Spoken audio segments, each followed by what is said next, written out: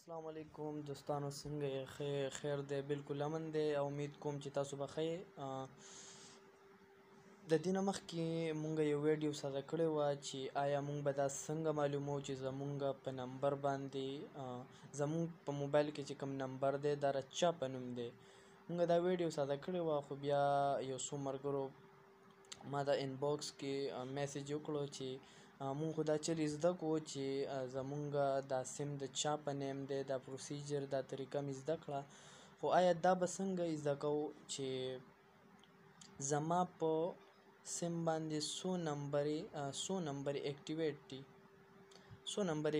دي په لکه مطلب 15 سیمان نوځي په یو سیم باندې، خو چې مونږ ته پته ولګي چې مونږ سره پکې ټیلینار څوک دي، زونګ څو دي، وریځ څو دي. نو ډېره اسانه طریقه ده، چېرته مه ځئ، مونږ سره اوسئ. راځئ ویډیو سټارټ. اوس ویډیو سټارټ کوو چې مونږ به آیا دا څنګه معلومو چې زمونږ په آی ډي کارډ باندې یعنې شناختي کارډ باندې زمونږ څو سیمان اکټیویټ دي. د هغې د آیډنټیفیکیشن دپاره د معلومات دپاره به مونږ ته څنګه پته لګي.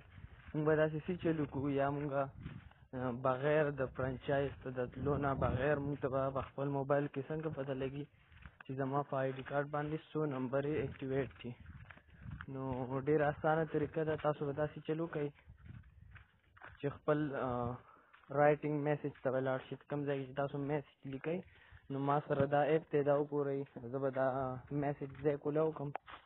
چې دا ما کولاو کړو نو زه به دلته سټارټ چیټ، زه به دلته 60668 دا به زه ووهم.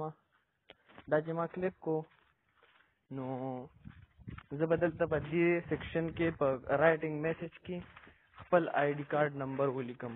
خپل زما شناختي کارډ نمبر چې دی هغه به زه دلته ولیکم. زه لیکم خپل آی ډي کارډ نمبر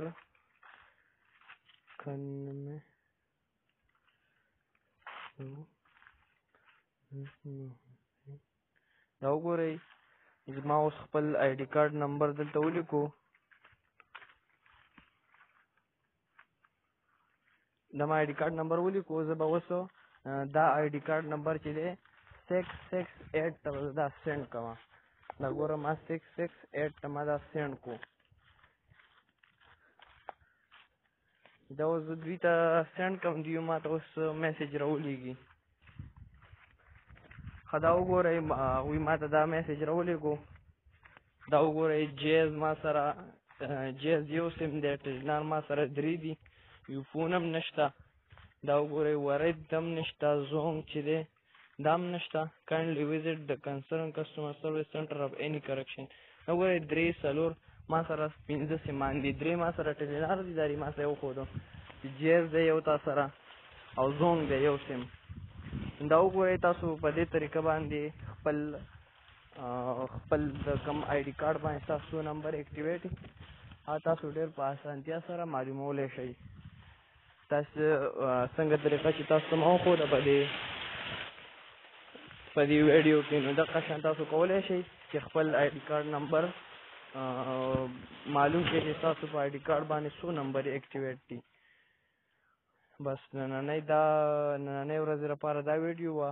انشاءالله بلې ویډیو سره به ملاویږو. خپل ورور خپل بھائی له اجازت ورکوئ. د الله په امان.